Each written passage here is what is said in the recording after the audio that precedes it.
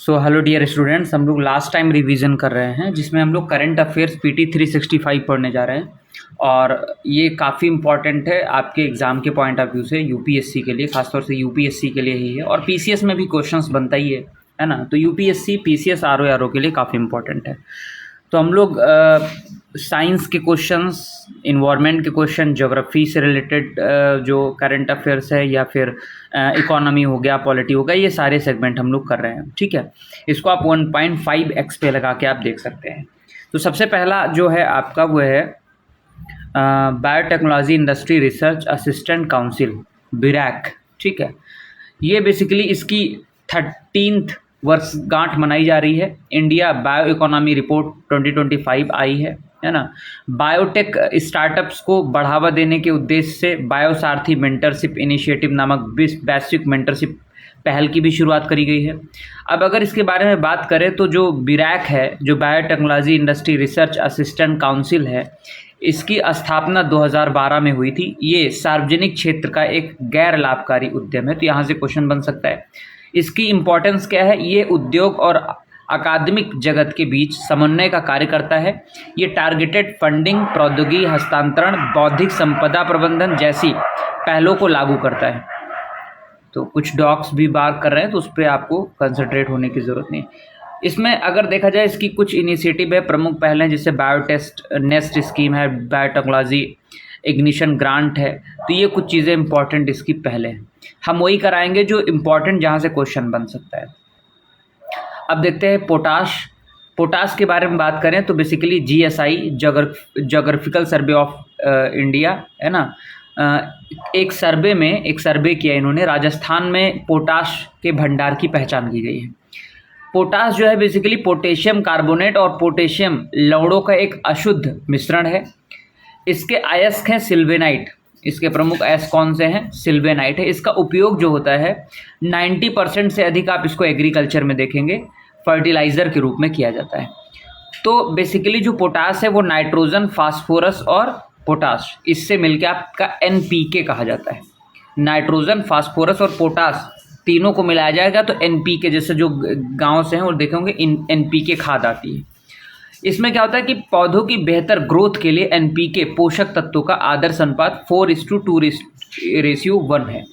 ठीक है, तो क्या क्या हो सकता है, जैसे पौधों को रोग प्रतिरोधी और निम्न ताप सहने में सक्षम बनाता है, पौधों को मजबूत बनाता है, पौधों में शर्करा व स्टार्च के निर्माण के लिए आवश्यक है, पौधों के सभी भागों तक पोषक तत्वों को पहुँचाने में महत्वपूर्ण भूमिका निभाता है। तो ये कुछ इंपॉर्टेंट चीज़ें थी। अब बात करें तो जो पोषक तत्व आधारित सब्सिडी है, नीति आई थी 2010 में। सब्सिडी दरें नाइट्रोजन, फास्फेट, पोटास और सल्फर के लिए निश्चित सब्सिडी दरें तय की जाती है। सरकार द्वारा इन दरों की हर साल या प्रत्येक 6 महीने में समीक्षा करी जाती है। चलो अब हम देखते हैं तांबा भंडार, कॉपर डिपॉजिट्स। हाल ही में भारत ने तांबे की बढ़ती मांग के दौरान जाम्बिया में 9000 वर्ग किलोमीटर का ब्लॉक हासिल किया है। ठीक है, भारत में तांबा महत्वपूर्ण खनिज है ना, क्रिटिकल मिनरल के रूप में सूचीबद्ध है। तांबा अपनी उच्च तन्यता, आघात वर्धनीयता, तापीय व विद्युत चालकता और संक्षारण प्रतिरोध के कारण उद्यमों में उपयोग होने वाली एक प्रमुख धातु है। तांबे के अगर प्राकृतिक अयस्कों में देखें तो कॉपर सल्फाइड अयस्क, जैसे चाल्कोपाइराइट और कॉपर ऑक्साइड अयस्क शामिल है। भारत में तांबा अयस्क भंडार लगभग 164 मीटर अत्यधिक निम्न श्रेणी के हैं। ठीक है, ये 3 राज्य है, बेसिकली शीर्ष 3 राज्य है। राजस्थान में 52%, मध्य प्रदेश में 23% और झारखंड में 15% तांबे के भंडार मिलेंगे आपको। भारत में तांबे की प्रमुख खदानें हैं सिंहभूम कॉपर बेल्ट बिहार में, खेतड़ी कॉपर बेल्ट राजस्थान में, बालाघाट जिला मध्य प्रदेश में। और 3 उत्पादक अगर देश की बात करें तो Chile, Democratic Republic of Congo और पेरू, ये 3 कंट्रीज़ हैं जहाँ पर जो तांबा है वो बहुत बड़े लेवल पर होता है। नेक्स्ट हम देखते हैं liquefied natural gas, LNG, liquefied natural gas LNG। America ऊर्जा सूचना प्रशासन के अनुसार 2024 के पहले 11 महीने में अमेरिका से भारत में होने वाले LNG के आयात में साल दर साल 71% से अधिक की वृद्धि दर्ज की गई है। LNG के बारे में बात करें तो इसे प्राकृतिक गैस को -162 डिग्री से लेके सेल्सियस तक ठंडा करके तरल अवस्था में परिवर्तित करके इसको बनाया जाता है। चूँकि एलएनजी मुख्य रूप से मीथेन लगभग 90% से बनी है, इसलिए ये गंधहीन होती है, रंगहीन और विषाक्त और गैर संक्षारक है। एलएनजी कोयले की तुलना में 40% और तेल की तुलना में 30% कम CO2 उत्पन्न करता है। इससे जीवाश्म ईंधनों में सबसे अच्छा स्वच्छ ईंधन माना जाता है। भारत जो है वो विश्व स्तर पर चौथा सबसे बड़ा एलएनजी आयातक है, मतलब एलएनजी मंगवाता है दूसरे देशों में, भारत के अंदर नहीं। सरकार का लक्ष्य है कि 2030 तक एनर्जी मिक्स में प्राकृतिक गैस की हिस्सेदारी को 15% तक बढ़ावा देगा। अब नेक्स्ट है आपका ई श्रम microsites and occupational shortage index आया है। ई श्रम जो पहले है तहत राज्य और केंद्र शासित प्रदेशों के लिए माइक्रोसाइट्स तथा occupational shortage index OSI launch किया गया है। उद्देश्य क्या है? ये अंतर्राष्ट्रीय श्रम संगठन ILO पद्धति और आवधिक श्रम बल सर्वेक्षण PLFS के डेटा का उपयोग करके कार्यबल की मांग एवं उपलब्धता में मौजूद अंतर की पहचान करेगा। इसका काम क्या है? ई श्रम का उच्च मांग वाले क्षेत्रों में नौकरी की कमी को ट्रैक करेगा, कार्यबल नियोजन और कौशल विकास का समर्थन करेगा ये। नेक्स्ट है आपका national council for vocational education and training NCVT। NCVT ने योग्यता प्रमाण पत्र आदि प्रदान करने वाली संस्था ड्यूल कैटेगरी के रूप में राष्ट्रीय सामाजिक रक्षा संस्थान NISD को आधिकारिक तौर पर मान्यता दी। इसके बारे में बात करें तो उत्पत्ति इसकी 2018 में स्थापित किया गया था। NCVT तकनीकी और व्यवसायिक शिक्षा में प्रशिक्षण क्षेत्र के लिए विनियामक निकाय के रूप में काम करता है। मंत्रालय कौन सा है? कौशल विकास और उद्यमिता मंत्रालय के द्वारा ये रेगुलेट किया जाता है। काम क्या है? व्यावसायिक शिक्षा, प्रशिक्षण और कौशल इकोसिस्टम के लिए मानक निर्धारित करना। क्लियर। नेक्स्ट है जयपुर घोषणा पत्र। जयपुर डिक्लेरेशन क्या है? बेसिकली एशिया और प्रशांत क्षेत्र में 12वां क्षेत्रीय 3R और सर्कुलर इकोनॉमिक फोरम सदस्य देशों द्वारा सर्वसम्मत से जयपुर घोषणा पत्र अपनाने के साथ संपन्न हुआ। यह उत्पादन और उपभोग का एक मॉडल है। इसमें मौजूदा सामग्री और उत्पादों को जितना संभव हो सके साझा करना, पट्टे पर देना, पुनः उपयोग करना, मरम्मत करना, नवीनीकरणीय और पुनर्चक्रण करना शामिल है। और कुछ रिपोर्ट देखें तो जैसे क्वेश्चन अगर आ जाए कि इंडिया गैस मार्केट रिपोर्ट कौन जारी करता है, तो अंतर्राष्ट्रीय ऊर्जा agency. Becoming a high income economic in a generation report कौन करता है? विश्व बैंक करता है जारी। Jobs at your door step कौन करता है? विश्व बैंक करता है। वर्ल्ड ऑफ डेप्थ रिपोर्ट कौन करता है? 2024 संयुक्त राष्ट्र व्यापार और विकास, ठीक है, United nation trade and development, ठीक है। चलो, और भारत में आवास संबंधी ट्रेंड्स और प्रगति 2024 रिपोर्ट कौन जारी करा है? राष्ट्रीय आवास बैंक। भारत का स्नातक कौशल सूचकांक India's graduate skill index Mercer metal के द्वारा जारी किया गया है। Mercer metal. चौथी औद्योगिक क्रांति नेटवर्क किसके द्वारा? विश्व आर्थिक मंच, वर्ल्ड इकोनॉमिक फोरम। प्रौद्योगिकी और नवाचार रिपोर्ट 2025 किसके द्वारा? UNCTAD के द्वारा, ठीक है। चलो,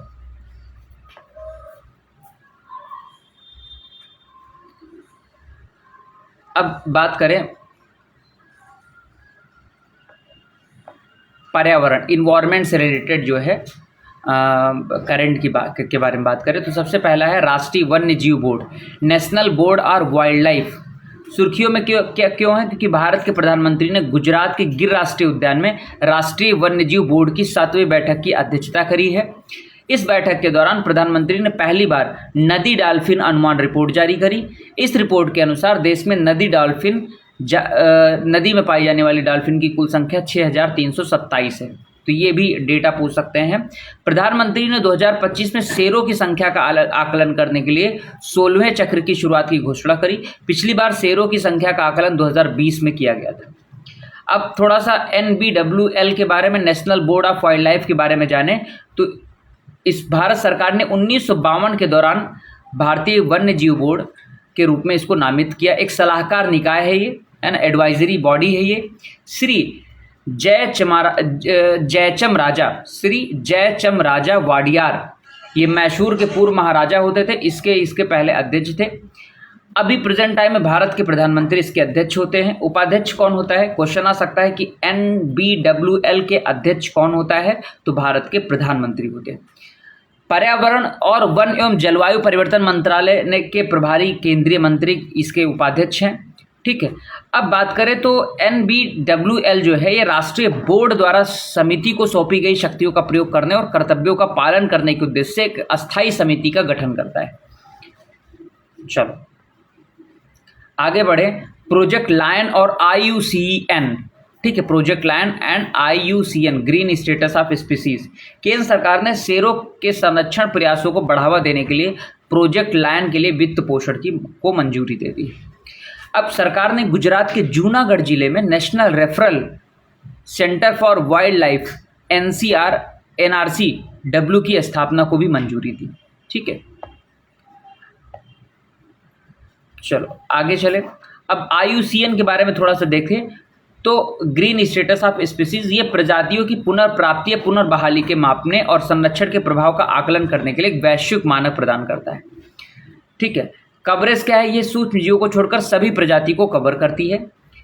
और IUCN, अब IUCN रेड लिस्ट में 100 से अधिक IUCN Green Status of species assessment शामिल है। ठीक है, रेड लिस्ट के बारे में बात करें तो रेड लिस्ट बेसिकली यहाँ पर विलुप्त होने के जोखिम पर ध्यान केंद्रित करती है। रेड लिस्ट तो IUCN लिस्ट जारी करती है, रेड लिस्ट, येलो लिस्ट, ऐसे ही। ठीक है, अब प्रोजेक्ट लायन के बारे में देखें तो इसका उद्देश्य क्या है? व्यापक दीर्घकालिक संरक्षण संबंधी प्रयासों के माध्यम से एशियाई शेरों के भविष्य को सुरक्षित करना है। ठीक है, कार्यान्वयन किसके द्वारा है? गुजरात सरकार और केंद्रीय चिड़ियाघर प्राधिकरण जैसे अन्य हितधारकों के द्वारा किया गया है। चलो नेक्स्ट है आपका सिमलीपाल टाइगर रिजर्व। सबसे पहले तो कहाँ पर है?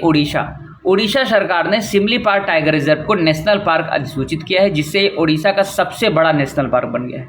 क्वेश्चन आ सकता है कि उड़ीसा का सबसे बड़ा नेशनल पार्क कौन सा है? Similipal tiger reserve. इसके बारे में देखें तो ये उड़ीसा के मयूरभंज जिले में छोटा नागपुर क्षेत्र में स्थित है।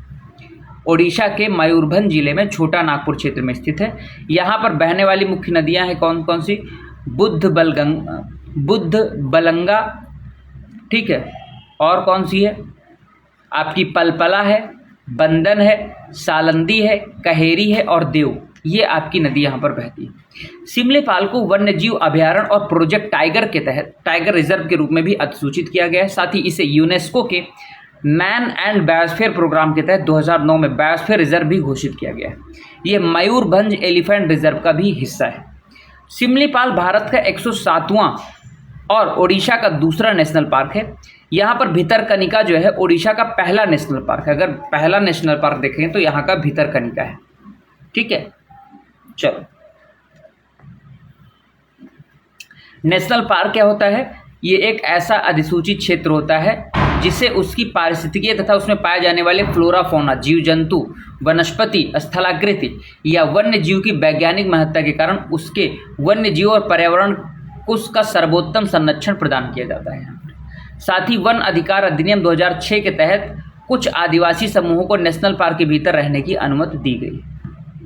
हालांकि एक बार अधिसूचित हो जाने के बाद राज्य सरकार राष्ट्रीय वन्यजीव बोर्ड की सिफारिश के बिना नेशनल पार्क की सीमाओं में कोई परिवर्तन नहीं कर सकती। अब बात करेंगे नदी डॉल्फिन की। नदी डॉल्फिन की बात करें तो नदी डॉल्फिन के अब तक के पहले व्यापक सर्वेक्षण से पता चला कि मुख्य रूप से आप गंगा, ब्रह्मपुत्र और सिंधु नदियों में डॉल्फिन की अनुमानित संख्या लगभग 6327 है। ठीक है, इसके लिए प्रोजेक्ट डॉल्फिन 2020 के तहत इसको संचालित किया गया। भारत में नदी डॉल्फिन की आबादी की स्थिति 2024 शीर्षक वाली रिपोर्ट में प्रकाशित किया गया है। ठीक है,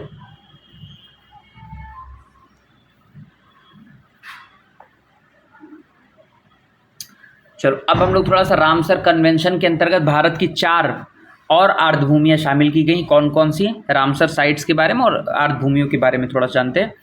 इससे रामसर कन्वेंशन के अंतर्गत भारत की आर्द्रभूमियों की संख्या 85 से बढ़कर 89 हो गई। कितनी हो गई है? 89 हो गई। ठीक है, तमिलनाडु 20 रामसर स्थलों के साथ सबसे आगे, सबसे ज़्यादा कहाँ पर है? तमिलनाडु में। सिक्किम और झारखंड से पहले रामसर स्थल है। ठीक है। अब बात करें रामसर स्थल, ठीक है, तो कौन कौन से, पहला देखें तो खेचो ओपलरी वेटलैंड सिक्किम में, इसे विशिंग लेक के नाम से भी जाना जाता है। ऐसा माना जाता है कि ये इच्छाएं पूरी करती है। स्थानीय रूप से इसे show o lady sit here कहा जाता है। इसे मूल रूप से खा चोट पालरी भी कहा जाता है। इसका अर्थ है पद्म संभव का स्वर्ग। यह शर्क प्रकार की आर्द्रभूमि है। इससे बौद्ध और हिंदू द्वारा पवित्र माना जाता है। खेचो ओपलरी वेटलैंड कहाँ पर है? ये सिक्किम में है, तो ध्यान देने वाली बात है, ठीक है, ये सिक्किम। यह अब बात करें उधवा झील, ठीक है, उधवा झील के बारे में बात करें तो ये इसका नाम भगवान कृष्ण के मित्र महाभारत के संत उद्धव के नाम पर रखा गया है। इसे वन्य जीव अभयारण्य और महत्वपूर्ण पक्षी क्षेत्र IBA घोषित किया गया है। इस अभयारण्य में 2 जल निकाय हैं, पटोरन और बरहले, ठीक है। ये हाउस स्विफ्ट, फिशिंग ईगल और ब्राह्मणी काइट जैसी पक्षी प्रजातियों का पर्यावास भी है। कहाँ पर है ये? झारखंड में। उधवा झील कहाँ पर? झारखंड के बारे में। अब नेक्स्ट है आपका थेरथांगल पक्षी अभयारण्य। थेरथांगल पक्षी अभयारण्य कहाँ पर है? तमिलनाडु में। स्थान अगर देखें तो मन्नार की खाड़ी के पास में मध्य एशियाई फ्लाईवे पर स्थित है। यह painted stork, black headed ibis, spot billed pelican आदि प्रजातियों का ये पर्यावास है। यह बबूल, अकेसिया, नीलाटिका वृक्षों के लिए भी विख्यात है।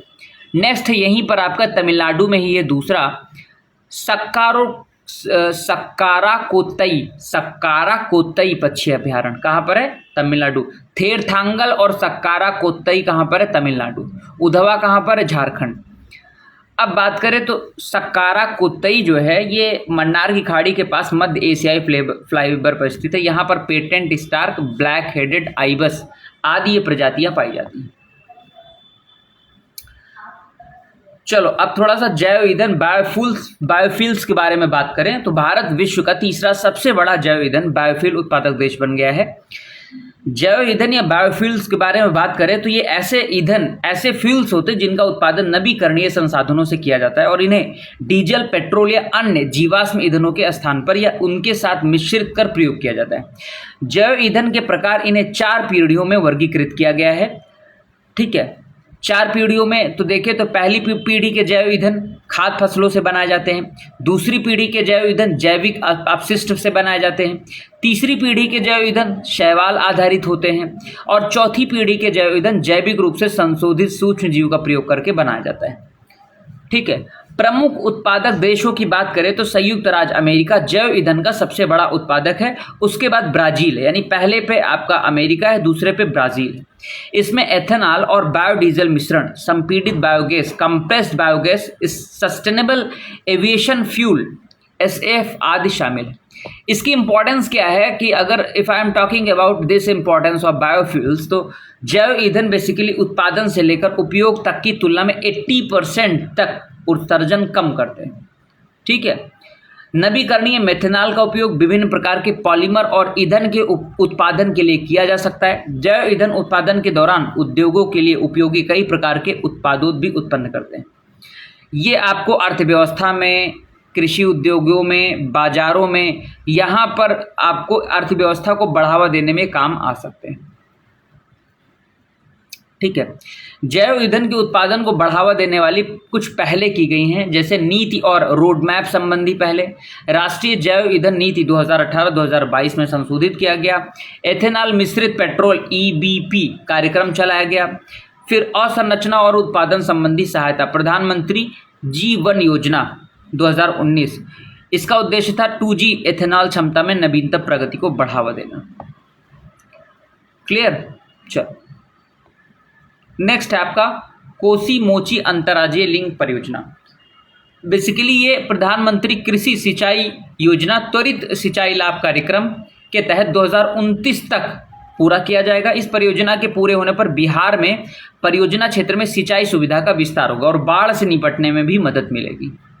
कोसी मेची जो अंतर्राज्यीय लिंक परियोजना है, कोसी मेची का मतलब समझ लो कोसी बिहार की एक नदी है जो वहाँ की श्राप भी मानी जाती है। मतलब कोसी वहाँ की एक तरह से बहुत ही कर्स माना जाता है, ठीक है। बाढ़ बहुत ज़्यादा, ये अपना रूट डाइवर्ट कर लेती है ना, कटाव के लिए बहुत ज़्यादा फेमस है। पूर्व कोसी मुख्य नहर भारत और नेपाल की संयुक्त कोसी परियोजना 1954 का भाग है। कोसी नदी द्वारा बार बार अपना अपवाह मार्ग बदलने की समस्या के समाधान के लिए इस नहर का निर्माण किया गया। कोसी नदी एक अंतर्राष्ट्रीय नदी है। यह तिब्बत से निकलती है और नेपाल के हिमालयी क्षेत्र से होते बिहार से निचले मैदान इलाकों में बहती है। ये नदी आगे बहती हुई गंगा नदी में मिल जाती है। कोसी की प्रमुख सहायक नदियां सुन कोसी, अरुण कोसी और तमूर कोसी। सुन, अरुण और तमूर। मेची नदी जो है बारामासी पेरिनियल रिवर है, यह कोसी नदी के पूर्व में स्थित है। ये महानंदा की एक सहायक नदी। ठीक है, चलो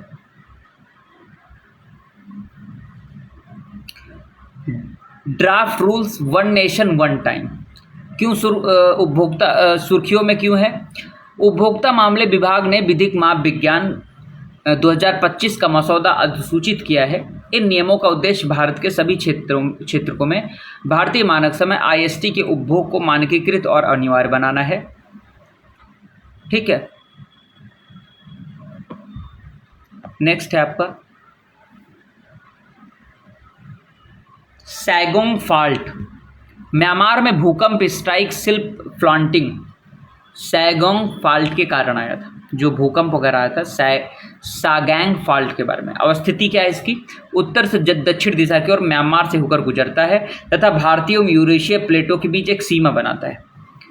विशेषता क्या है इसकी? ये विश्व के सबसे लंबे और सक्रिय स्ट्राइक सिल्क फॉल्ट्स में से एक है। इसकी लंबाई 1500 किलोमीटर है। भारतीय प्लेट लगातार उत्तर की ओर यानी यूरेशियन प्लेट की तरफ खिसक रही है। इस वजह से सागैंग फॉल्ट पर तनाव उत्पन्न हो रहा है। इसके बारे में देखें, फॉल्ट के बारे में, तो भूपर्पटी की शैलों में गहन दरारें जो भ्रंश होती हैं, फॉल्ट इनको कहते हैं। भ्रंश के दौरान दोनों तरफ शैलें विपरीत दिशा में गति करती हैं, जहां ऊपर के शैलखंड दबाव डालते हैं। ठीक है,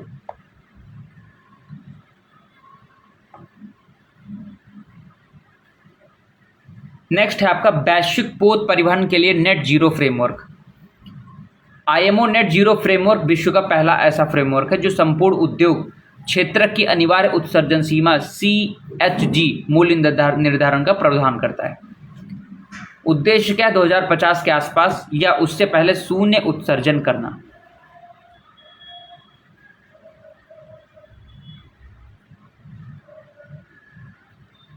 जो इम्पोर्टेंट है मैं वही करा रहा हूँ। ठीक है,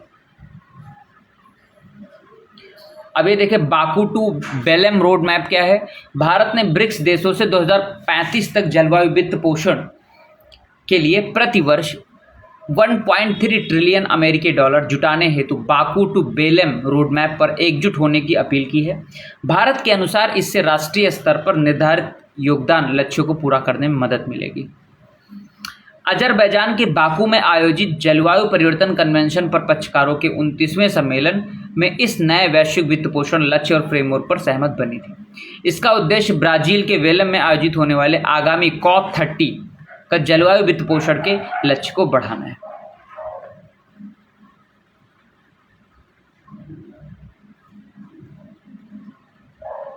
नेक्स्ट है आपका हिमालयी पारिस्थितिकी तंत्र के लिए अनुसंधान परियोजनाएं शुरू करी गई हैं। किसके द्वारा? पृथ्वी विज्ञान मंत्रालय ने आइस क्रंच नामक परियोजना की शुरुआत करी है। भारत के पहले उच्च ऊंचाई जलवायु अनुसंधान केंद्र का उद्घाटन किया है।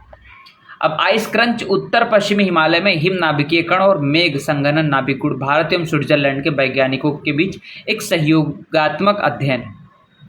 उद्देश्य क्या है? जलवायु अनुसंधान, क्षमता निर्माण, युवा वैज्ञानिकों का प्रशिक्षण और जलवायु मॉडलिंग क्षमताओं का विकास करना है।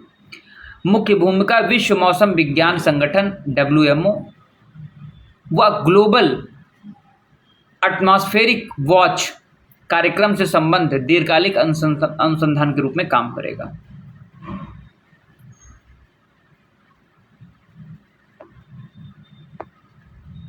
अमोनिया प्रदूषण के बारे में बात करें तो हाल ही में यमुना बोर्ड ने कहा कि यमुना नदी में हर साल अमोनिया का स्तर बढ़ जाता है। इसके तटीय राज्य और केंद्र शासित प्रदेश इस समस्या से निपटने के लिए समेकित रूप में कार्य नहीं करते हैं। ये इंपॉर्टेंट है। राष्ट्रीय आपदा शमन नीति, नेशनल डिजास्टर मिटिगेशन फंड, हाल ही में केंद्रीय गृह मंत्री की अध्यक्षता में एक उच्च स्तरीय समिति ने आपदाओं के शमन के लिए 3027.86 करोड़ रुपए को मंजूर किया है। ये धनराशि राष्ट्रीय आपदा शमन निधि से 3 आपदाओं के लिए स्वीकृत करी गई। राष्ट्रीय आपदा शमन निधि के बारे में बात करें तो इसकी स्थापना 15वें वित्त आयोग की सिफारिशों पर केंद्र सरकार द्वारा फरवरी 2021 में स्थापित इसको किया गया था। ये राष्ट्रीय आपदा जोखिम शमन निधि NDRMF का हिस्सा है। अब कुछ सुर्खियों में रही शब्दावलियों के बारे में जान लेते हैं। पहली शब्दावली ग्रीन ग्रैबलिंग। ग्रीन ग्रैबिंग या ग्रैबिंग क्या होता है? ग्रीन ग्रैबिंग असम के स्थानीय समुदाय असम सोलर पार्क को ग्रीन ग्रैबिंग बताकर इसका विरोध कर रहे हैं। इस सोलर पार्क का वित्त पोषण एशियाई विकास बैंक द्वारा किया जा रहा है। ग्रीन ग्रैबिंग के बारे में बात करें तो यह पर्यावरण उद्देश्यों के नाम पर भूमि और संसाधनों का विनियोजन है, वर्तमान में चिंता का कारण बनकर उभरा है। ग्रीन ग्रैबिंग तब होती जब किसी भूमि का कार्बन ऑफसेटिंग, जैव विविधता संरक्षण, वनीकरण या स्वच्छ ऊर्जा उत्पादन जैसी परियोजनाओं के लिए फिर से उपयोग में लाया जाता है, तब ग्रीन ग्रैबिंग होती है। नेक्स्ट है आपका पेट्रिफिकेशन। झारखंड के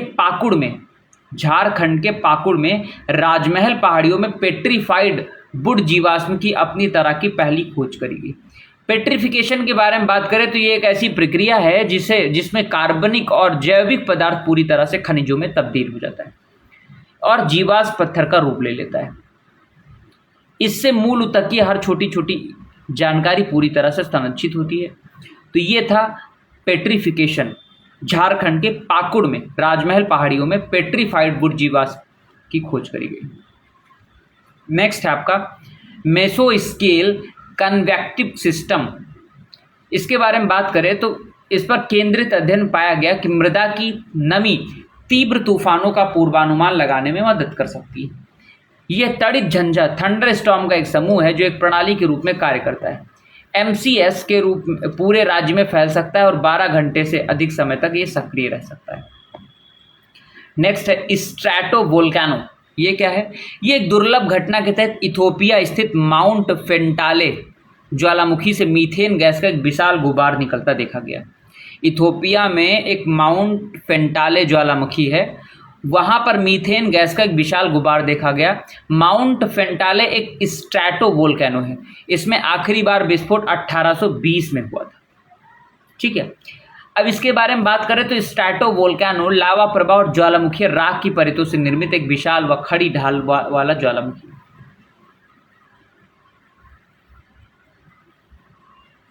कुछ एग्जाम्पल और हैं, जैसे माउंट फुजी जापान में है, माउंट वेसुवियस इटली में है, माउंट एटना इटली में है, माउंट रेनियर अमेरिका में है, माउंट क्राकाटोआ इंडोनेशिया। ये सब भी स्ट्रैटो वोल्केनो के उदाहरण हैं। Mount Fuji Japan, mount Vesuvius Italy, mount Etna Italy, mount Rainier America, mount Krakatoa Indonesia. Krakatoa बहुत खतरनाक है, इंडोनेशिया में काफ़ी बार पूछा भी जाता है।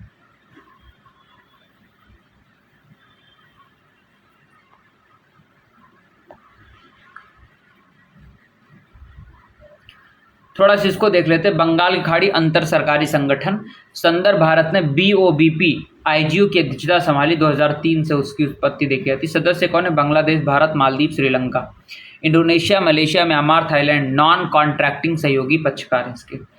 बंगाल की खाड़ी large marine ecosystem project. Second उद्देश्य क्या है? सजीव समुद्री संसाधनों के अतिदोहन, महत्वपूर्ण पर्यावासों के क्षरण और हानि तक तथा जल प्रदूषण से संबंधित मुद्दों पर ध्यान देना तथा उससे निपटना। अब कुछ रिपोर्ट हैं, ठीक है, कुछ सूचकांक हैं, इनके बारे में जान लेते हैं। जलवायु जोखिम सूचकांक जारी कौन करता है? जर्मन वॉच द्वारा प्रकाशित होता, 2006 से हो रहा है। जलवायु जोखिम सूचकांक 2025 के अनुसार भारत 1993 से 2022 के दौरान जलवायु जोखिम से सबसे अधिक प्रभावित देशों में 6ठे स्थान पर रहा। जलवायु जोखिम सूचकांक के बारे में बात करें तो ये पिछले आंकड़ों पर आधारित सूचकांक है। चरम मौसम की घटनाओं से होने वाली मानव और आर्थिक क्षति के आधार पर देशों को रैंकिंग करता है। इलेक्ट्रिसिटी रिपोर्ट कौन जारी करता है? अंतर्राष्ट्रीय ऊर्जा एजेंसी। वैश्विक ऊर्जा मांग 2024 में 4.3% बढ़ी थी। इसके 2027 तक 4% के करीब बढ़ने का अनुमान है। संयुक्त राज्य अमेरिका और यूरोपीय संघ को पीछे छोड़ते हुए चीन विद्युत के सबसे बड़े उपभोक्ता के रूप में उभरा है। कुछ अपडेट्स देख लेते हैं। International big cat alliance, basically IBCA, आधिकारिक तौर पर एक पूर्ण संधि आधारित अंतर सरकारी अंतर्राष्ट्रीय संगठन तथा अंतर्राष्ट्रीय कानूनी संस्था के रूप में लागू हो जाता है। भारत में सौर ऊर्जा की बात करें तो solar energy in India, Bharat ने 100 गीगावाट की स्थापित और ऊर्जा क्षमता को पार करके एक ऐतिहासिक उपलब्धि हासिल करी।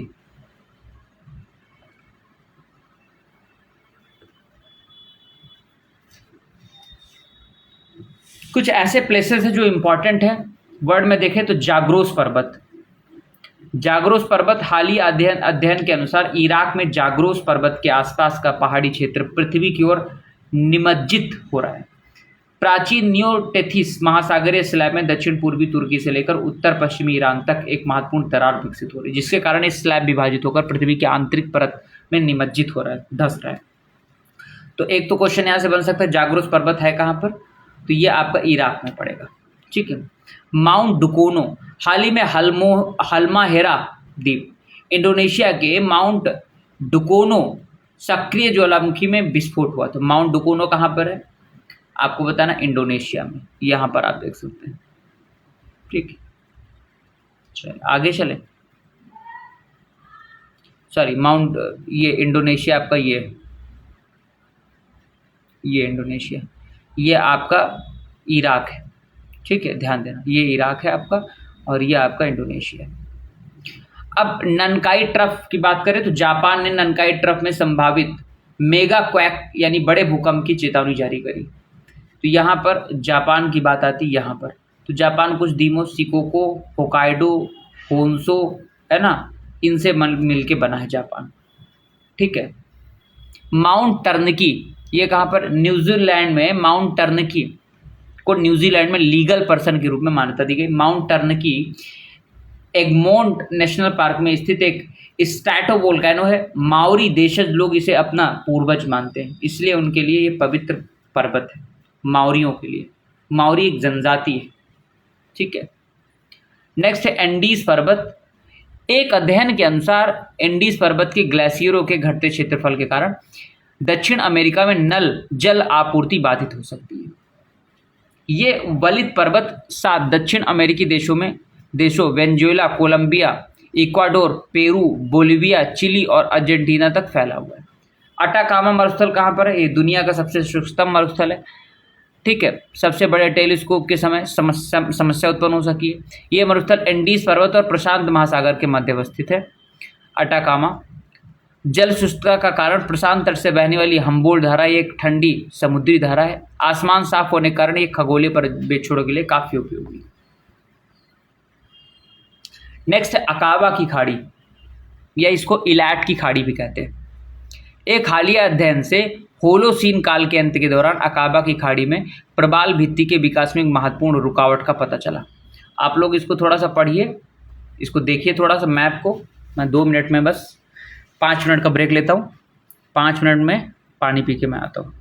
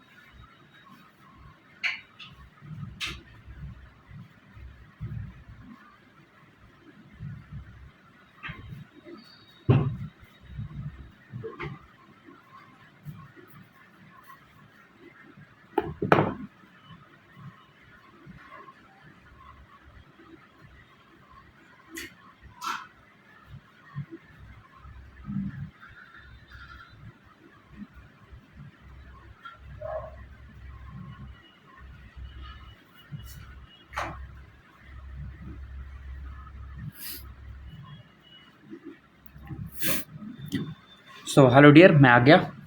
तो सबसे पहले हम लोग अकाबा की खाड़ी के बारे में बात करें। इसको इलाट की खाड़ी भी कहते हैं। एक हालिया अध्ययन से होलासोन काल के अंत के दौरान अकाबा की खाड़ी में प्रबाल भित्ति के विकास में एक महत्वपूर्ण रुकावट का पता चला है। ठीक है, चलो, यह पूर्वी अफ्रीकी भ्रंश प्रणाली का एक अभिन्न अंग है। यह अरब प्रायद्वीप और सिनाई प्रायद्वीप के बीच स्थित है। अकाबा खाड़ी, ये क्वेश्चन आ सकता है कि अकाबा खाड़ी बेसिकली कहाँ पर है, तो ये आपका अरब प्रायद्वीप और सिनाई प्रायद्वीप के बीच स्थित है। सीमावर्ती देश कौन कौन से हैं अगर बात करें तो अकाबा खाड़ी के सीमावर्ती देश है इजराइल, जॉर्डन, मिस्र और सऊदी अरब। ठीक है, यहाँ पर आपको अकाबा की खाड़ी आपको दिखाई पड़ेगी। क्लियर, चलो आगे बढ़ें। यहाँ पर आप देखेंगे। ठीक है, अब बात करेंगे कैस्पियन सागर। पर्यावरणीय कार्यकर्ताओं ने कैस्पियन सागर में तेजी से घटते जलस्तर पर चिंता जताई। ये विश्व का सबसे बड़ा स्थल रुद्ध जल निकाय है। इस समुद्र की सीमा 5 देशों यानी कजाकिस्तान, अजरबैजान, रूस, तुर्कमेनिस्तान और ईरान से लगती है। कैस्पियन सागर के साथ सबसे लंबी जो तटरेखा है वो कजाकिस्तान के साथ लगती है। तो स्थल रुद्ध है, यहाँ पर आपको मिलेगा। ठीक है, तो ये मैप काफ़ी इंपॉर्टेंट हो जाता है। तो जब आप ज्योग्राफी पढ़े तो मैप जरूर लेकर बैठे, एटलस। अब बात करते हैं ग्रेट लेक्स। ग्रेट लेक्स कहाँ पर है आपकी, ये देखिए आप। ठीक है, जलवायु परिवर्तन से उत्तरी अमेरिका की ऑन्टारियो लेक को खतरा है। ये झील 5 ग्रेट लेक्स में शामिल है। ग्रेट लेक्स के बारे में बात करें तो सुपीरियर सबसे बड़ी और सबसे गहरी, मिशिगन और ह्यूरॉन सबसे लंबी तटरेखा वाली झील, इरी सबसे उथली और कम गहरी, ऑन्टेरियो सबसे छोटी झील। मैंने क्या बताया, ध्यान देने वाली बात है। पहली है सुपीरियर जो कि सबसे बड़ी और सबसे गहरी आपकी है। ठीक है, फिर उसके बाद में नेक्स्ट है मिशिगन और ह्यूरॉन, ये सबसे लंबी तटरेखा वाली झील है। इरी जो है सबसे उथली और कम गहरी, ऑन्टेरियो सबसे छोटी झील। तो ये 5 ग्रेट लेक्स है, superior, Michigan, Huron, eri, Ontario. Superior, Michigan, Huron, eri, Ontario. ये नॉर्थ अमेरिका की सबसे बड़ी झील, मतलब नॉर्थ अमेरिका की ग्रेट लेक्स है। ये 5 ग्रेट लेक्स सामूहिक रूप से पृथ्वी पर सबसे बड़ा फ्रेश वाटर सिस्टम है। इसलिए इनके पास में कह सकते हो बहुत बड़ा रिसोर्सेज है फ्रेश वाटर का इनके पास में, लेक्स। ठीक है, मिशिगन झील का संपूर्ण क्षेत्र संयुक्त राज्य अमेरिका में है। अन्य 4 झीलें आप देखो तो कनाडा और संयुक्त राज्य अमेरिका के बीच प्राकृतिक सीमा बनाती है।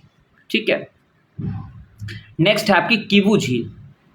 किवू झील के बारे में बात करें तो लेक किवू, यहां पर आप कुछ यहां पर देख सकते हैं। लेक किवू सशस्त्र संघर्ष की वजह से बर्बादी और पीड़ा का प्रतीक बन गया है। इसकी अवस्थिति कहां पर देखोगे, रवांडा और कांगो साउथ अफ्रीका में है। ये लोकतांत्रिक गणराज्य के बीच की सीमा पर स्थित है। ठीक है, ज्वालामुखी से इसकी उत्पत्ति हुई। ये जो झील है वो अल्बर्टाइन रिफ्ट में स्थित है। ये झील रुजिजी नदी में मिलती है। ये नदी आगे टंगानिका झील में मिल जाती है। ये कुछ इंपॉर्टेंट प्लेसेस थे। अब भारत में कुछ इंपॉर्टेंट प्लेसेस की बात करें तो सबसे पहला आपका आता है गोरखपुर, हरियाणा। ठीक है, यहाँ पर आप देखें तो गोरखपुर बेसिकली उत्तर भारत की पहली परमाणु ऊर्जा परियोजना हरियाणा के गोरखपुर। अब ये गोरखपुर इधर एक यूपी वाला है। ठीक है, इसकी बात मैं नहीं कर रहा हूँ, यहाँ पे मैं नहीं जा रहा हूँ, मैं बात कर रहा हूँ हरियाणा स्टेट में गोरखपुर है। गोरखपुर में स्थापित की जाएगी। गोरखपुर परियोजना में 2 जुड़वा यानी 4 परमाणु ऊर्जा इकाइयाँ स्थापित की जाएंगी। इनमें से प्रत्येक में एक दाबयुक्त भारी जल रिएक्टर होगा। इस परियोजना की कुल क्षमता लगभग 2800 मेगावाट होगी। तो ये हो गया गोरखपुर, हरियाणा में है। ठीक है, ध्यान देने वाली बात है, काफ़ी इंपॉर्टेंट है। ठीक है, काफ़ी इंपॉर्टेंट है। दूसरा आपका धोलेरा कहाँ पर है, गुजरात के धोलेरा में भारत के पहले वाणिज्यिक सेमीकंडक्टर फैब के लिए वित्तीय सहायता समझौते पर हस्ताक्षर। तो क्वेश्चन आ जाता है कि धोलेरा कहाँ पर, गुजरात में है। यहाँ पर क्या हुआ है, तो सेमीकंडक्टर फैब के लिए वित्तीय सहायता समझौते पर हस्ताक्षर किया गया है। ठीक है, गुजरात आप देख सकते हैं।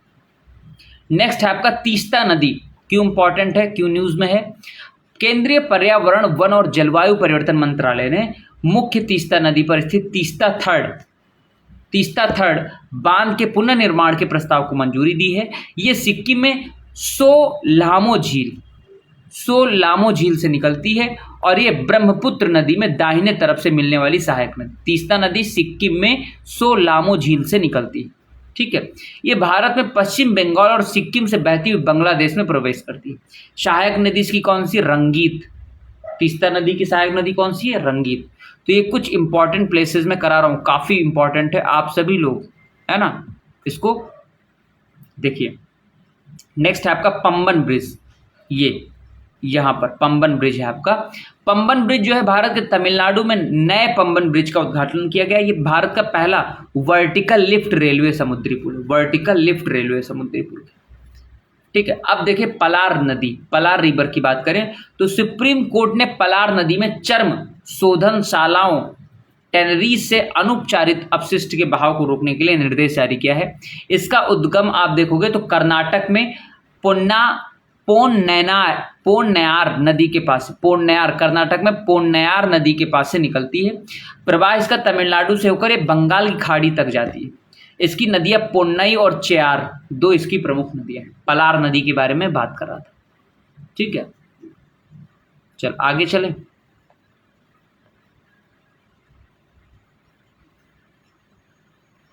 अब कुछ सुर्खियों में रहे कुछ देश के बारे में बात कर लेते हैं, कुछ ऐसी कंट्री जो सुर्खियों में दिख रही हैं। तो सबसे पहले हम लोग देखेंगे मलेशिया। आप ये मलेशिया देख लो, यहीं पर आपको गल्फ ऑफ ये थाईलैंड दिख रहा है, ठीक है। ये आपका इंडोनेशिया है, ये सिंगापुर है। मलेशिया की राजधानी कुआलालंपुर है। मलेशिया के सेंट्रल सेलंगोर राज्य के पुत्रा हाइट्स में एक गैस पाइपलाइन फटने से कई लोग घायल हुए। क्वेश्चन आ सकता है कि पहली बात तो मलेशिया एक सेंट्रल सेलंगोर राज्य के पुत्रा हाइट्स में एक गैस पाइपलाइन फटने से मौत हो गई। ये कहाँ पर है? तो मलेशिया में, ठीक है। चलो अब देखें ग्रीस। ग्रीस की राजधानी क्या है? एथेंस है। ग्रीस के सेंटोरिनी द्वीप पर भूकंप की कई घटनाएं दर्ज करी गई, ठीक है। चलो आगे चलें। नेक्स्ट है होंडुरास। इसकी राजधानी है टेगुसिगाल्पा। टेगुसिगाल्पा। भारत ने उष्णकटिबंधीय तूफान सारा से प्रभावित होंडुरास को मानवीय सहायता भेजी। होंडुरास की राजधानी क्या है? टेगुसिगाल्पा, ठीक है। तूफान कौन सा आया था? सारा। कैसा है? उष्णकटिबंधीय तूफान, ठीक है। अब नेक्स्ट है कजाकिस्तान। इसकी राजधानी अस्ताना है। कजाकिस्तान की राजधानी क्या है? अस्ताना। मध्य कजाकिस्तान के कारागोंडा क्षेत्र में दुर्लभ भूतत्व रेयर अर्थ एलिमेंट्स का सबसे बड़ा भंडार खोजा गया। तो जो अरब कंट्रीज हैं आपकी, ये आप देखोगे रिच मिनरल्स के लिए जानी जाती। अब कुछ सुर्खियों में रहे संरक्षित क्षेत्र हैं, ठीक है। अब जैसा कि आप देख लें यहाँ पर इंडिया में, जैसे कुनो राष्ट्रीय उद्यान, ठीक है, कहाँ पर है? मध्य प्रदेश में है। पार्वती अर्ग पक्षी अभयारण्य यूपी में है। नामदफा टाइगर रिजर्व आपका असम में है। डिब्रू सैखोवा राष्ट्रीय उद्यान आपका कहाँ पर है? आपको बताना है। भितरकनिका राष्ट्रीय उद्यान कहाँ पर? आपको बताना है, ठीक है। ये आपका ब्रह्मगिरी राष्ट्रीय उद्यान अभयारण्य, ये मैथिकेतन शोला राष्ट्रीय उद्यान, ठीक है। अनामुड़ी थोला राष्ट्रीय उद्यान, सेंदुर्नी वन्यजीव अभयारण्य, ठीक है। तो ये आपको बताना है ये मैप में। अब सबसे पहले हम लोग एक एक करके चर्चा करेंगे। डिब्रू सैखोवा राष्ट्रीय उद्यान के बारे में बात करें तो केंद्रीय पर्यावरण मंत्रालय की वन सलाहकार समिति ने डिब्रू सैखोवा राष्ट्रीय उद्यान के लिए अनुसंधान एवं विकास प्रस्ताव को मंजूरी दी है। असम में है। डिब्रू सैखोवा राष्ट्रीय उद्यान कहाँ पर है? असम में। इसके बारे में देखें तो असम में स्थित ये राष्ट्रीय उद्यान बायोस्फीयर रिजर्व भी है, ठीक है। नदियां उत्तर में ब्रह्मपुत्र और लोहित नदियों से तथा दक्षिण में डिब्रू नदी से घिरा हुआ है। यहाँ पर मिश्रित अर्ध सदाबहार और पर्णपाती वन, जिनमें पूर्वोत्तर भारत का सबसे बड़ा सैलिक्स स्वैम्प फॉरेस्ट भी शामिल है। जीव जंतु की बात करें तो जंगली घोड़े, बाघ, हाथी, तेंदुआ और जंगल कैटस पाया जाता है। नेक्स्ट है आपका नामदफा। नामदफा कहाँ पर? अरुणाचल प्रदेश में। नामदफा कहाँ पर? अरुणाचल प्रदेश में। एक दशक से अधिक समय के संरक्षण प्रयासों के बाद नामदफा टाइगर रिजर्व में एक हाथी देखा गया है। अवस्थिति इसकी क्या है? भारत के सबसे पूर्वी भाग में स्थित ये टाइगर रिजर्व है, अरुणाचल प्रदेश, ठीक है, के चांगलांग जिले में स्थित है। कहाँ पर है? चांगलांग। यहीं से नामदफा नदी भी है। वनस्पति सदाबहार वन, आर्द्र पर्णपाती वन, उपोष्णकटिबंधीय वन, समशीतोष्ण वन और अल्पाइन वन आपको मिलेंगे। जीव जंतु, ये भारत का एकमात्र रिजर्व जहां 4 बड़ी बिल्ली, बिग कैट प्रजातियां पाई जाती है। 4 बड़ी बिल्ली एकमात्र नामदफा टाइगर रिजर्व अरुणाचल प्रदेश में है। ठीक है। पुष्पी पादी के बारे में बात करें तो पिनस मेरकुसी एबी डेलावावी, ठीक है, इसी रिजर्व में पाए जाते हैं। नेक्स्ट है ब्रह्मगिरी वन्यजीव अभयारण्य। ब्रह्मगिरी वन्यजीव अभयारण्य कहाँ पर है? कर्नाटक। ब्रह्मगिरी वन्यजीव अभयारण्य के बफर जोन में आदिवासियों के लिए गांव बनाने के राज्य सरकार के फैसले पर पर्यावरणविद ने आपत्ति जताई। इसकी अवस्थिति कहाँ है? कोडागू जिले कर्नाटक में, पश्चिमी घाट के कोर क्षेत्र में है। ब्रह्मगिरी कहाँ पर है? कोडागू जिले कर्नाटक में। वनस्पति में यहाँ पर शोला घास के मैदान आपको मिलेंगे, शोला घास के मैदान। साथ साथ सदाबहार और अर्ध सदाबहार वन भी शामिल है। जीव जंतु की बात करें यहाँ पर तेंदुआ, गौर या भारतीय, बाइसन, बार्किंग डियर, शेरपूछ, मैकेक, नीलगर, लंगूर, ये सब मिलेगा आपको। अब बात करें मथिकेतन शोला राष्ट्रीय उद्यान। मथिकेतन शोला राष्ट्रीय उद्यान कहाँ पर है? केरल में। मथिकेतन शोला राष्ट्रीय उद्यान ये आपका गोल्डन हेडेड सिस्टोला पक्षी प्रजाति यहाँ पर मिली है। ये IUCN की रेड लिस्ट में भी शामिल है। अब बात करें तो मथिकेतन शोला राष्ट्रीय उद्यान आपका इडुक्की केरल में, ठीक है। शोला वन और हाथी गलियारों की वजह से 2003 में इसे राष्ट्रीय उद्यान घोषित किया गया। शोला वन यहाँ पर पाए जाते हैं, सदाबहार वन, आर्द्र पर्णपाती वन और शोला घास के मैदान, ठीक है। चलो आगे चले। अनामुड़ी शोला राष्ट्रीय उद्यान। अनामुड़ी शोला राष्ट्रीय उद्यान कहाँ पर है? केरल अनामुड़ी। अब बात करें तो इसकी स्थिति पश्चिमी घाट इडुक्की जिला केरल में है। आसपास के संरक्षित क्षेत्र एराविकुलम राष्ट्रीय उद्यान, पंपादल शोला राष्ट्रीय उद्यान, चिन्नार वन्यजीव अभयारण्य और मेथिकेट्टन शोला पार्क से घिरा हुआ है। सबसे ऊंची चोटी इसकी अनामुड़ी है, ठीक है, यहीं पर है अनामुड़ी, लगभग 2695 मीटर ऊंची। वनस्पति की बात करें तो दक्षिण उपोष्णकटिबंधीय पहाड़ी वन, दक्षिण पर्वतीय आर्द्र शीतोष्ण वन और आर्द्र पर्णपाती वन यहाँ पर आपको मिलेंगे। हाथी, बाघ, तेंदुआ, इंडियन बाइसन, नीलगिरी तहर, ये भी एग्जाम में आ सकता है। नीलगिरी तहर काफ़ी न्यूज़ में था, ठीक है, जो वहाँ का राष्ट्रीय एक तरह से वो भी है, ठीक है, तमिलनाडु का राष्ट्रीय जो है एक तरह से ये जीव है। शेदुर्नी वन्यजीव अभयारण्य। एक शोध में पश्चिमी घाट के शेदुर्नी वन्यजीव अभयारण्य केरल से जंपिंग स्पाइडर्स की 2 नई प्रजातियों की खोज हुई, ठीक है। अवस्थिति कहाँ पर है? केरल के कोल्लम जिले में। शेदुर्नी वन्यजीव अभयारण्य केरल के कोल्लम जिले में, ठीक है। यहाँ पर भी उष्ण कटिबंधीय सदाबहार वन, अर्ध सदाबहार वन और अर्ध पर्णपाती वन मिलते हैं। नेक्स्ट है आपका कूनो राष्ट्रीय उद्यान, मध्य प्रदेश, ठीक है। कूनो राष्ट्रीय उद्यान में 5 और चीतों को एनक्लोजर से खुले वन में स्वतंत्र छोड़ा गया। इसका स्थान मध्य प्रदेश के श्योपुर जिले में स्थित है। ये विंध्य पहाड़ियों में विस्तृत है। इसका नाम कूनो नदी से लिया गया। कूनो चंबल नदी की एक सहायक नदी है। 1981 में वन्यजीव अभयारण्य और 2018 की राष्ट्रीय उद्यान का दर्जा मिला है इसको। वनस्पति यहाँ पर करदही, शलाई और खैर आपको मिलेगी। जीव जंतु यहाँ पर कौन कौन से? चीतीदार हिरण मिलेगा, सांभर मिलेगा, नीलगाय मिलेगी, बार्किंग डियर भौंकता हुआ डियर हिरण मिलेगा आपको। नेक्स्ट है आपका भितरकनिका। ये कहाँ पर? उड़ीसा। भितरकनिका कहाँ पर है आपका? उड़ीसा में। तापमान में वृद्धि के कारण प्रवासी पक्षी भितरकनिका राष्ट्रीय उद्यान छोड़ रहे हैं, जो वहाँ के प्रवासी पक्षी। पारिस्थितिकी तंत्र, ये सुंदरवन के बाद भारत का दूसरा सबसे बड़ा मैंग्रोव पारिस्थितिकी तंत्र है। ये ब्राह्मणी, बैतरणी, धामरा और पातासाला नदियों से आने वाले जल से निर्मित क्रीक और जलधाराओं से बना हुआ है। यहाँ पर खारे जल में पाए जाने वाले एंडेंजर्ड मगरमच्छों की सबसे बड़ी आबादी पाई जाती है। तो भितरकनिका कहाँ पर है? आपका ओडिशा में। नेक्स्ट है आपका पार्वती अर्ग पक्षी अभयारण्य, पार्वती अर्ग पक्षी अभयारण्य उत्तर प्रदेश में। केंद्रीय पर्यावरण वन और जलवायु परिवर्तन मंत्रालय ने पार्वती अर्ग रामसर साइट पर विश्व आर्द्रभूमि दिवस 2025 समारोह का आयोजन किया। पार्वती अर्ग पक्षी अभयारण्य के बारे में देखें तो ये बेसिकली तरफगंज तहसील उत्तर प्रदेश में, तरफगंज तहसील उत्तर प्रदेश।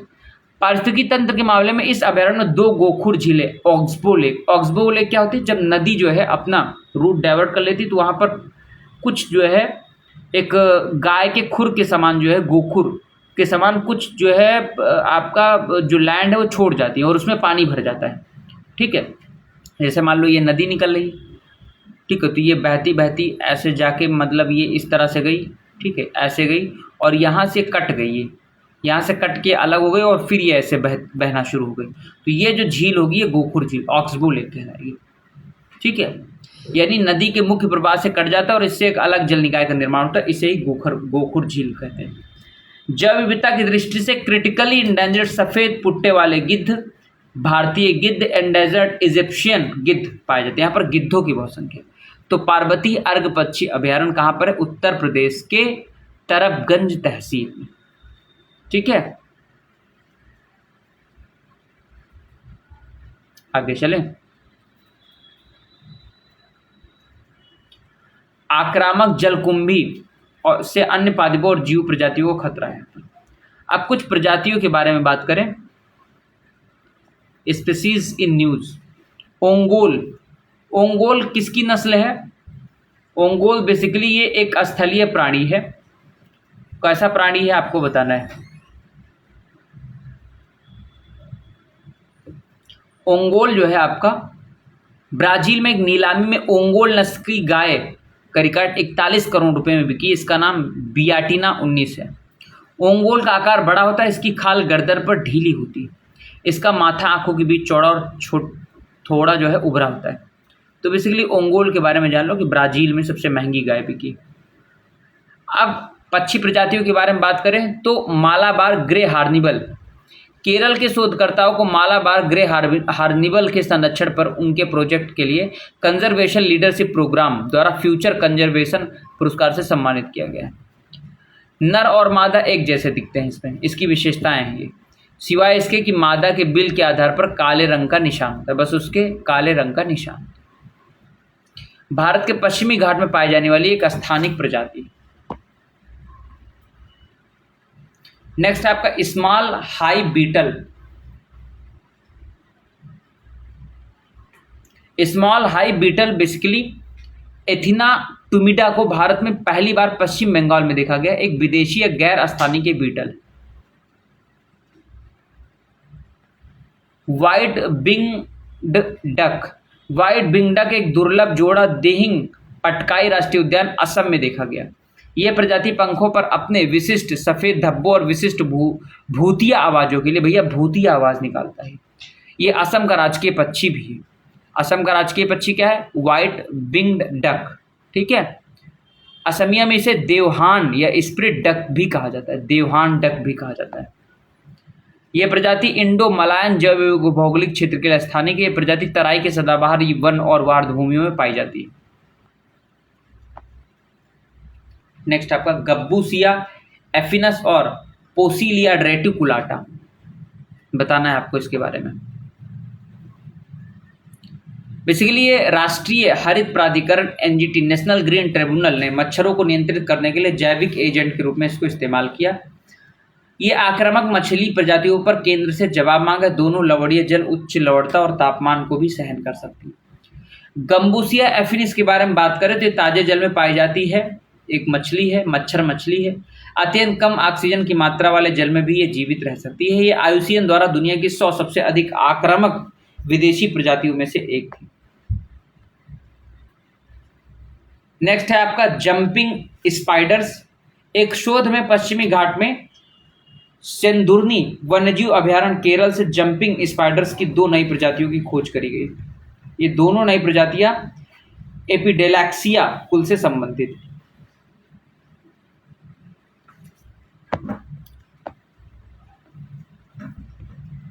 ट्यूलिप के बारे में बात करें तो वैज्ञानिक और औद्योगिक संस्थान अनुसंधान परिषद CSIR, भारतीय समवेत औषध संस्थान, फील्ड स्टेशन बोनीरा जम्मू ट्यूलिप पुष्पों को देशी स्तर पर विकसित करने का प्रयास कर रहा है।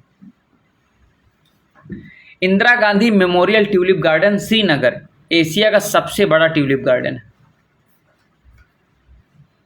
ऑर्किड, मणिपुर में पहली बार एक नई ऑर्किड प्रजाति दर्ज की गई। ये स्थलीय एपीफाइट्स पेड़ों पर उगना। एपीफाइट्स कौन होते हैं? पेड़ों पर उगते हैं। लिथोफाइट्स चट्टानों पर उगते हैं। लिथोफाइट्स चट्टानों पर उगते हैं। सैप्रोफाइट्स अपघटित पदार्थों पर उगते हैं और अर्धजलीय प्रकार के हो सकते हैं। ऑर्किड पौधे बीज उत्तक संवर्धन और कायिक प्रवर्धन द्वारा उगाए जाते हैं। ठीक है, चलो ऑर्किड प्रजाति। अरुणाचल प्रदेश को भारत का ऑर्किड का स्वर्ग, ऑर्किड पैराडाइज ऑफ इंडिया माना था। ऐसा इसलिए क्योंकि भारत की 40% ऑर्किड प्रजाति इसी राज्य में। भारत में ऑर्किड फूल की उत्पत्ति वाले 5 प्रमुख क्षेत्र: पूर्वोत्तर हिमालय, पश्चिमी प्रायद्वीपीय क्षेत्र, पश्चिमी घाट और अंडमान निकोबार द्वीप समूह। ठीक है, भारत में ऑर्किड्स की लगभग 1256 प्रजातियां पाई जाती हैं। इनमें से केवल 11 प्रजातियां ही वन्यजीव संरक्षण अधिनियम 1972 के तहत संरक्षित है।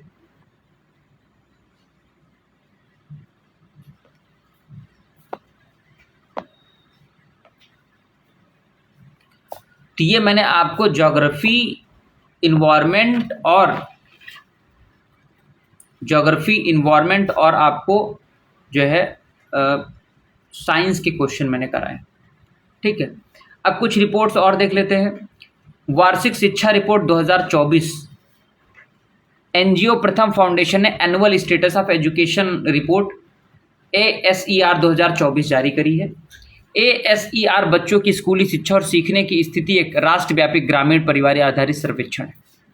3 से 16 वर्ष की आयु वर्ग के बच्चों को स्कूली शिक्षा की स्थिति के बारे में बात करता है। नेशनल बोर्ड ऑफ एक्रीडिएशन, राष्ट्रीय प्रत्यायन बोर्ड, मद्रास हाई कोर्ट ने राष्ट्रीय प्रत्यायन बोर्ड पर 2025 के लिए राष्ट्रीय संस्थागत रैंकिंग फ्रेमवर्क प्रकाशित करने पर अंतरिम रोक लगा दी।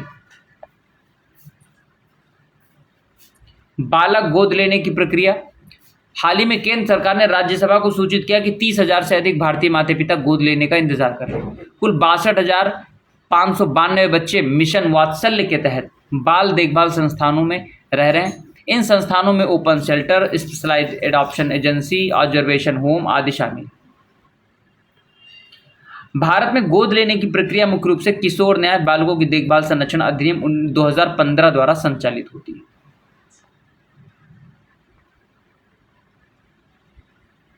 मिशन वात्सल्य क्या है? पूर्व में इसे समेकित बाल संरक्षण योजना के रूप में जाना जाता है। ये देखभाल और संरक्षण की आवश्यकता वाले बच्चों और कानून में संघर्षरत बच्चों को सहायता देने के लिए केंद्र प्रायोजित योजना है। तो मिशन वात्सल्य काफी इंपॉर्टेंट हो जाता है। उद्देश्य बच्चों के लिए आवश्यक सेवाएं स्थापित करना, आपातकालीन पहुंच सेवाएं उपलब्ध कराना और संस्थागत एवं गैर संस्थागत देखभाल सेवाओं को सशक्त बनाना है।